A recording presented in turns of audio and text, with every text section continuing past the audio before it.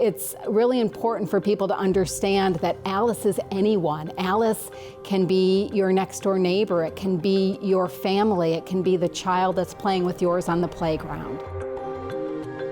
It's kind of like that financial cliff where a lot of people are just right on the edge of not receiving resources because of their income. We kind of call them the missing middle, so they're not going to necessarily qualify for SNAP benefits.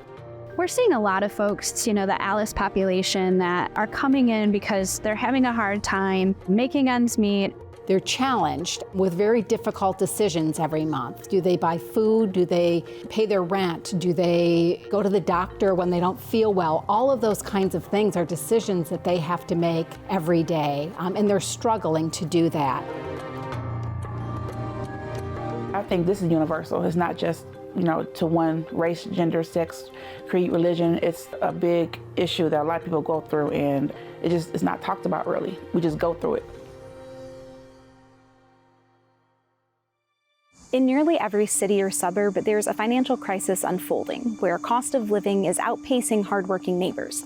Today, we meet Alice, a name representing thousands of individuals that are teetering on that financial brink. Alice isn't any one person or statistic, but rather a symbol of an issue affecting millions who earn too much to qualify for aid programs, but too little to thrive. From struggles like making rent to critical needs for community support. It's a life in the economic middle, where every decision counts. Today on Mutually Inclusive, we join that journey.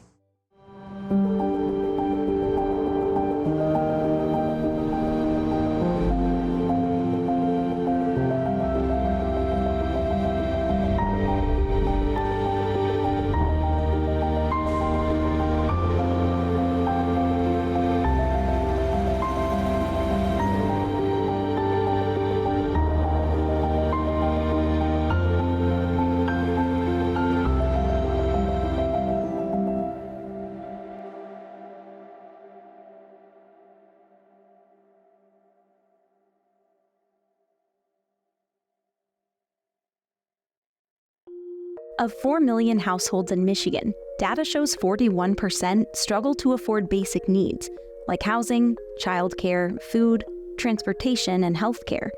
These households are identified as Alice. Alice is asset limited, income constrained, employed. And Alice can be any race, any age, any gender. Alice households earn more income than the federal poverty level, but less than what we would consider a basic survival threshold. These Alice families struggle to make ends meet every month because they're earning more than to be considered poor, but less than they need to be able to live very comfortably and be able to meet all of their basic needs. The U.S. poverty line calculation system was developed in the 1960s and has largely remained unchanged. In other words, poverty guidelines determined now are measured by the same metrics of budgets 6 decades ago. While legislation has called for updates, experts say there's still a large gap in terms of income qualification for federal aid programs, leaving a large population in the dark.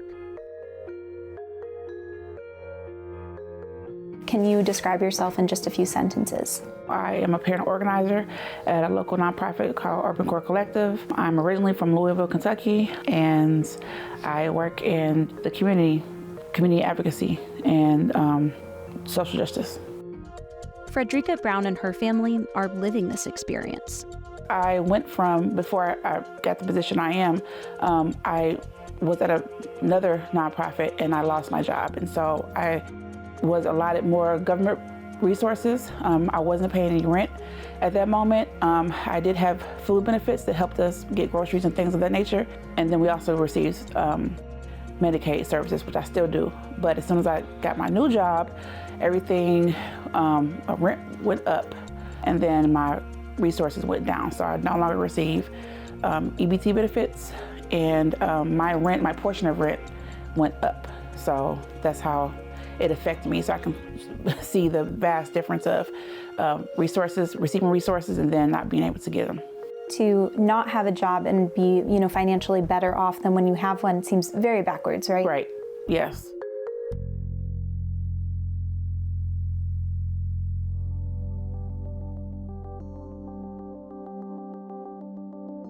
I think another really important point to walk away with is ALICE families are earning income. They are employed, but often they're making too much to be able to get assistance. And the ones that do qualify for assistance, if they get a pay raise, it will knock them above that threshold for assistance. And so they live very precariously.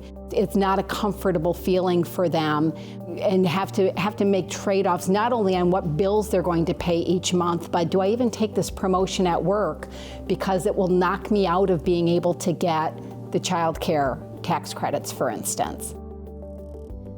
Despite growing wages in Michigan, the number of ALICE families increased from 2021 to 2022 because the cost of basic needs also went up. Part of West Michigan United Way's program, the ALICE Project, tracks these numbers in hopes of raising awareness and support for families who find themselves in the financial middle. Its latest report says locally, 1 in 3 West Michigan households identify as ALICE. What we see is for a family of 4, that the cost of basic needs, the needs that I described, food and shelter, childcare, transportation technology, healthcare, increased almost $6,000 year to year, which is about 8%. So we're seeing the rise in the cost of just basic needs of daily living for these families. And that's really the issue that's been uncovered. What we've seen for senior households, and those would be households that are 65 plus in age, about 51% of those households are ALICE, and 33% of families with children are ALICE. So you can see the striking number of households that are struggling right now. And for you, someone who works in social justice, is it pretty easy then for you to see kind of where those gaps lie? I would say so, because this issue, I believe, is an issue that not a lot of people talk about, but they're experiencing. Since I'm already in community advocacy, I believe what I would like to be tasked with or help people realize is that it is a thing. I'm not eligible for child care, so if I needed child care, I would have to rely on family and friends to help take care of my younger boys and things of that nature. So it's kind of like a domino effect. It's like one thing affects another. So if you can't have or don't have resources for affordable quality child care, then it's hard for you to go to work and make income. And so it's kind of like, where is the common ground for these families who are just right on that edge of not making enough, but they make it too much, if that makes sense. So happy families navigate through that space as I'm navigating it myself. So it's kind of like I'm living this real life, lived experiences. You've explained kind of just how quickly it can happen. Like you could be in a fine financial spot and then like lose your job and everything is just kind of up in the air. Can I ask what went through your mind when that was happening? Because you have kids that you have to, take care of and worry about. In my mind, I was thinking about what resources I can use to help fill those gaps where those government benefits were. So food, you mentioned the food club, I went there.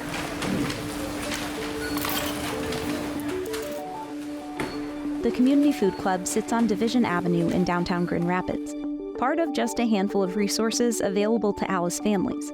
At first glance, it looks like your typical grocery store, but its operation and mission take a unique approach. So we love to say that we are this nonprofit grocery store. For folks to be able to shop here, they need to be at or below 200% of the federal poverty level. For a family of 4, that means they need to make $62,000 or less.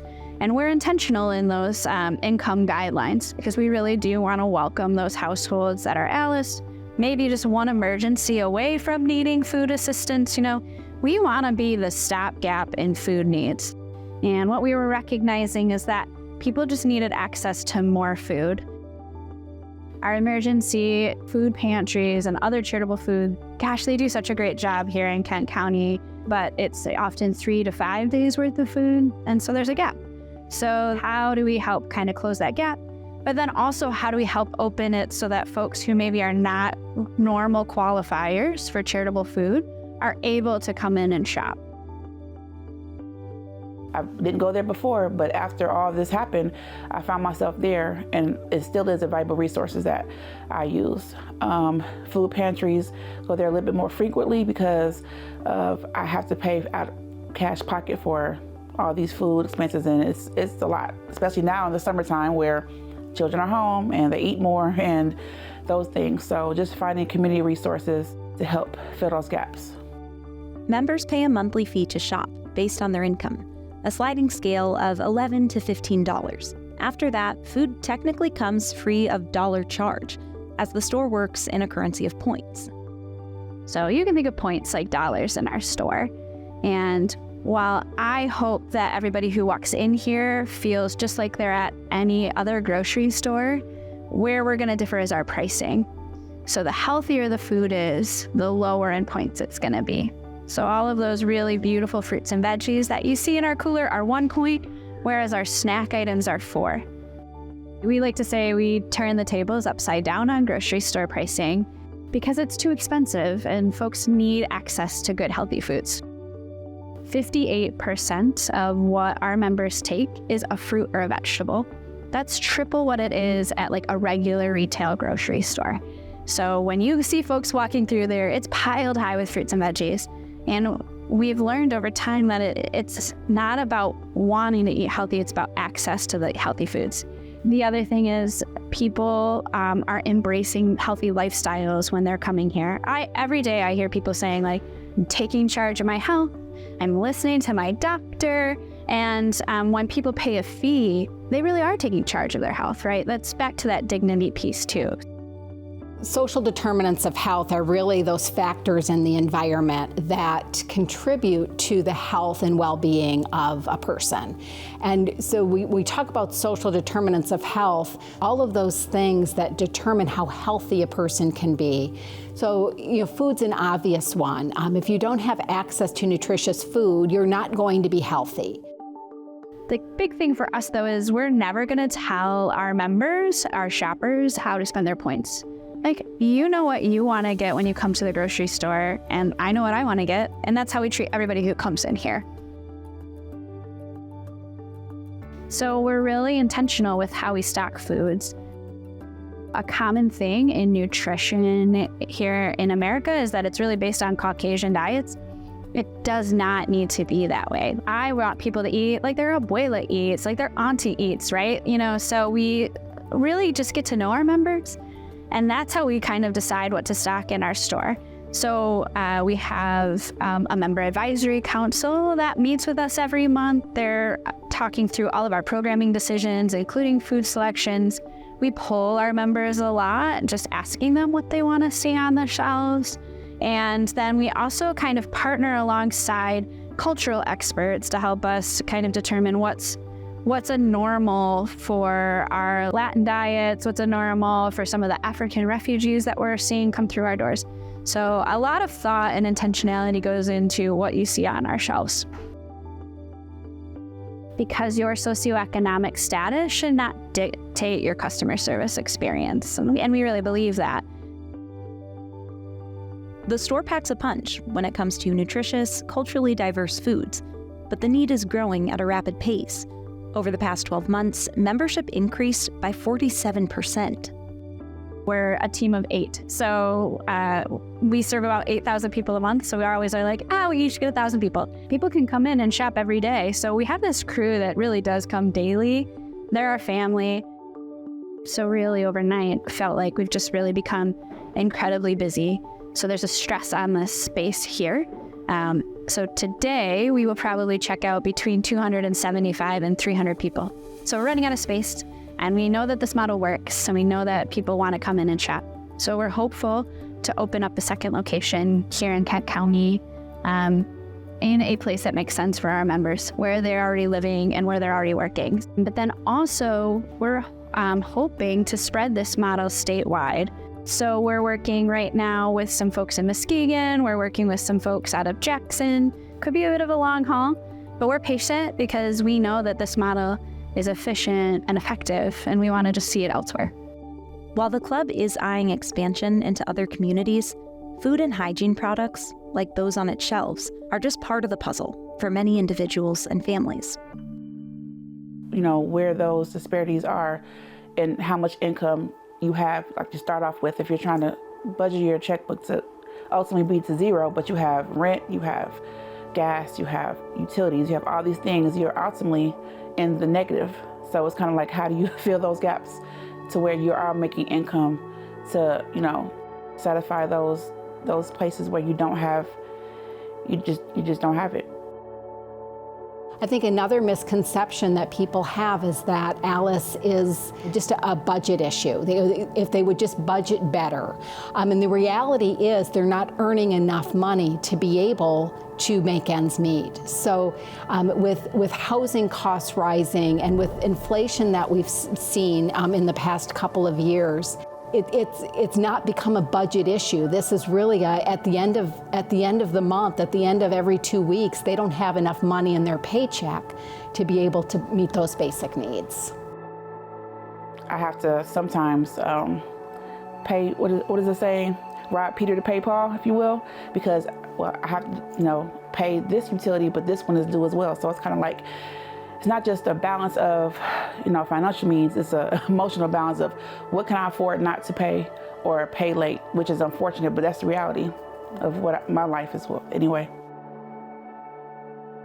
In an effort to bring this conversation to the forefront, Heart of West Michigan United Way launched a budget challenge on its website, asking everyday visitors to step into another person's checkbook.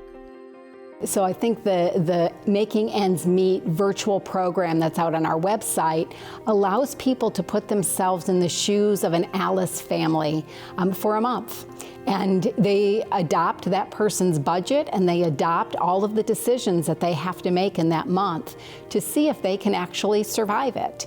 And it's decisions like, do I bring my car in for a repair when I hear that clunking noise? Because if I do, it's going to cost money this month that I don't have, but if I don't, it could be a bigger problem later on, and then what do I do? I think one of the most poignant ones for me was, do I allow my child to go to their friend's birthday party because I've got to buy a gift? And if I buy that gift this month, then that means I have less to pay for groceries.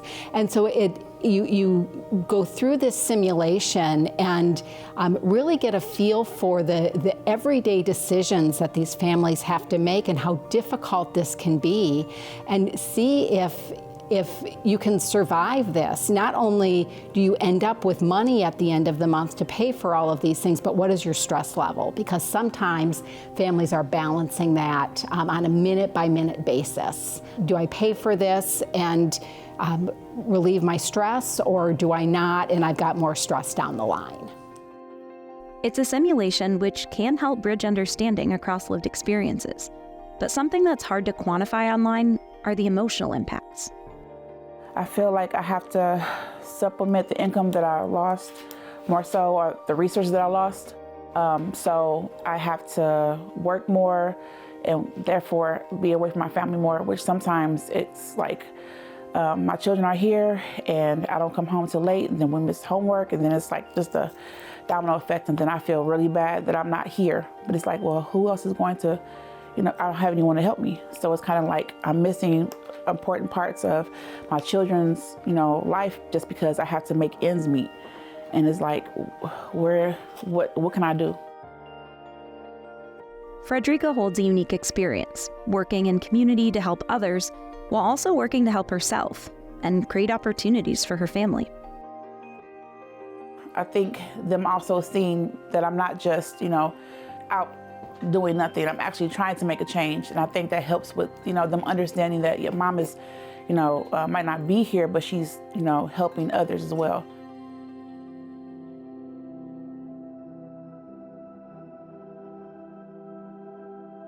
While there doesn't seem to be a one-size-fits-all solution, she says she believes more can and should be done to support families who are getting caught in the system's cracks.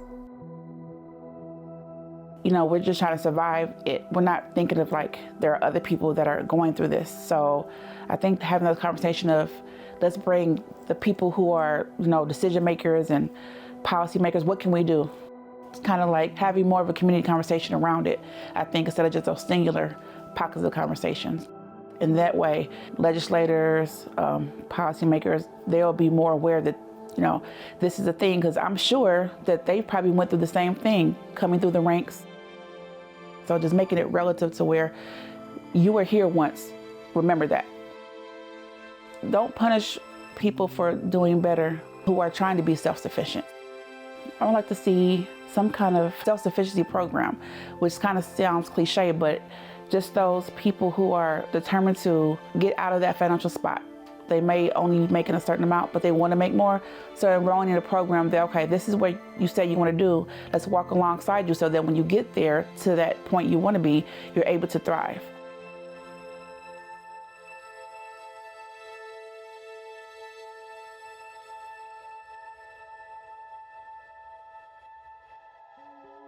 As we wrap today's journey through the eyes of Alice, we want to thank our community partners, Heart of West Michigan United Way, the Community Food Club, and Frederica Brown for sharing their lived experiences with us. Our show would not be anything without our amazing community members, and we are so grateful to have the opportunity to highlight some of their unique stories. This story of Alice may look different for others, a reminder that no one person or families facing barriers is the same. If you're interested in stepping into another person's life and getting that perspective, we have a link to Heart of West Michigan United Way's Checkbook Challenge below. Plus, you can always find the latest episodes and resources on our website at wgvu.org/mutuallyinclusive, as well as our Facebook and YouTube pages. We have so much in store for you. This is just the beginning. Here's a look at what's to come. For me, being born to two races that were resilient. Yes, they struggle. Yes, the trauma was there. Yes, ultimately, one race tried to eradicate them. To hold the DNA from those two races and still be here in front of a camera, to hopefully broadcast on TV, that to me says it all. And it's not just unique to the United States, but we have this legacy and this history of exploiting specifically communities of color as well as poor communities, and they tend to take the brunt of those harmful environmental actions that are taken. You have technology that is used to benefit us, really, right? Like, we're trying to make something easier or better for society, but everything that you build can be used in another way. Certainly people in the African American community always knew that these problems existed. It wasn't really until they exploded and become headline news that people in the other communities really saw that there was a problem. Because of the impacts of boarding schools, many of us had lost our language, including in my family. Everyone, again, has a story from their own situation. What is your motivation? What is your desire in your heart to keep your language moving forward? My aunts, my mom, my grandma, a lot of them aren't here anymore. So that's my motivation, especially my mom. She'd be happy. Alice is asset limited, income constrained, employed. And Alice can be any race, any age, any gender. Alice households earn more income than the federal poverty level, but less than what we would consider a basic survival threshold. I have to sometimes, what does it say? Rob Peter to pay Paul, if you will, because, well, I have to pay this utility, but this one is due as well. So it's kind of like, it's not just a balance of, financial means, it's an emotional balance of what can I afford not to pay or pay late. Right now, we're driving through one of its previously redlined areas in the 49507. Decades later, this zip code is still heavily populated by people of color, and a few years back, it had some of the state's highest levels of lead poisoning in children. So we love to say that we are this nonprofit grocery store. Members will pay a monthly fee to shop here, and it's based on your income. We had a campaign going called Raise the Standards, because right now there's not a lot of policies in place that protects the children and our families. And though we want our kids to be safe, we always talk about money and kids being our future, but there are now. It's forced us to create these programs to try to put the healing of that trauma at the forefront. It's kind of like a puzzle, and 3/4 of it got thrown on the ground. And so now we have the chance to pick some of it up We all have our own story. I just wanted to get our stories shared, and I'm glad we're able to make this possible with this little collaboration. I feel like you can't change something unless you bring visibility to it. If others can't see it, you can't change it.